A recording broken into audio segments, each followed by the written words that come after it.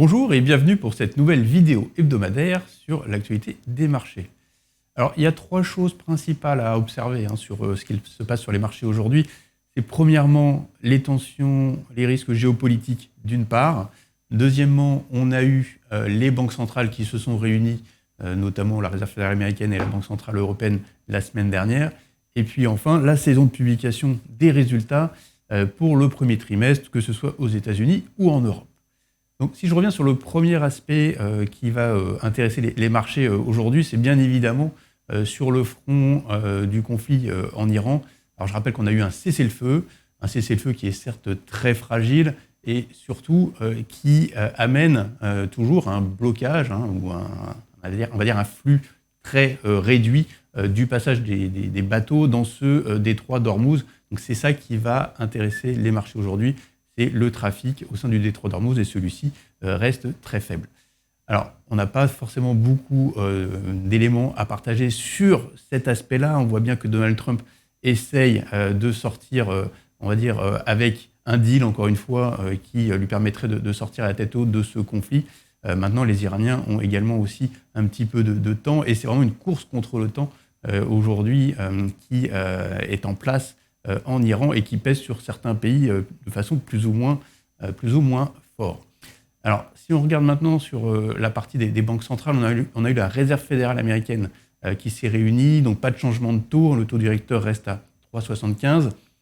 Je rappelle qu'on n'a pas aujourd'hui dans le marché des anticipations ni de hausse ni de baisse de taux à un horizon 1 an, voire plus loin.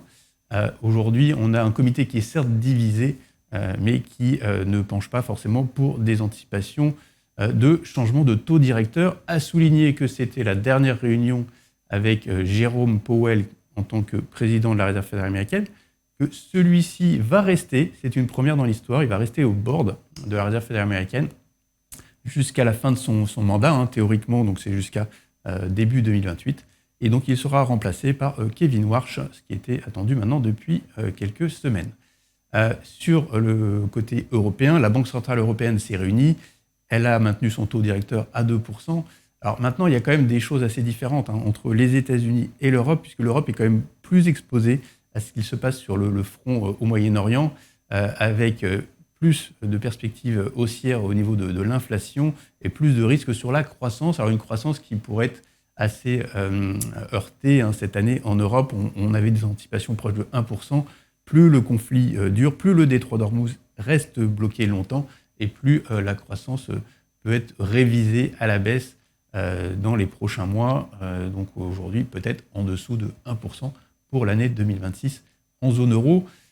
Donc la Banque centrale européenne prend acte de ce qui se passe aujourd'hui et sur les risques inflationnistes. Elle ne souhaite pas forcément répéter les erreurs de 2022 où on avait pu estimer qu'elle était un peu en retard par rapport à sa réaction, notamment liée à l'inflation. Aujourd'hui, Mme Lagarde, la présidente de la Banque centrale européenne, a confirmé qu'elle serait prête à monter ses taux, et ceci sans doute dès le mois de juin, si cela était nécessaire. La Banque centrale européenne reste, comme elle aime le souligner, data dependent, donc ça veut dire qu'elle suit les données au fur et à mesure de leur publication, et donc pourra adapter sa politique monétaire en fonction de l'évolution des prix, notamment, et l'impact également que ça peut avoir sur la croissance. Aujourd'hui, donc, le marché anticipe 3 hausses de taux cette année. Alors, ça nous semble peut-être un petit peu élevé, mais c'est vrai que s'il n'y a pas de résolution au Moyen-Orient de ce conflit et de réouverture du détroit d'Ormuz, les pressions inflationnistes seraient sans doute assez élevées et suffiraient donc à justifier d'une hausse de taux, même si cela peut être contre-intuitif, puisqu'une hausse de taux n'aurait pas d'impact sur les prix du pétrole, par exemple, ou du gaz. Voilà pour la partie des banques centrales. Un petit mot pour conclure sur les résultats des entreprises. On est donc sur cette période de publication aux États-Unis et en Europe avec à peu près la moitié des sociétés qui ont publié. Alors il faut voir qu'aux États-Unis, cette saison de publication se passe très bien puisqu'on a à peu près 80% des sociétés qui ont battu on va dire, les perspectives de bénéfices par rapport aux attentes. Les estimations de bénéfices sur le premier trimestre étaient un peu plus faibles et avec une croissance moyenne des résultats qui est de l'ordre de 27%.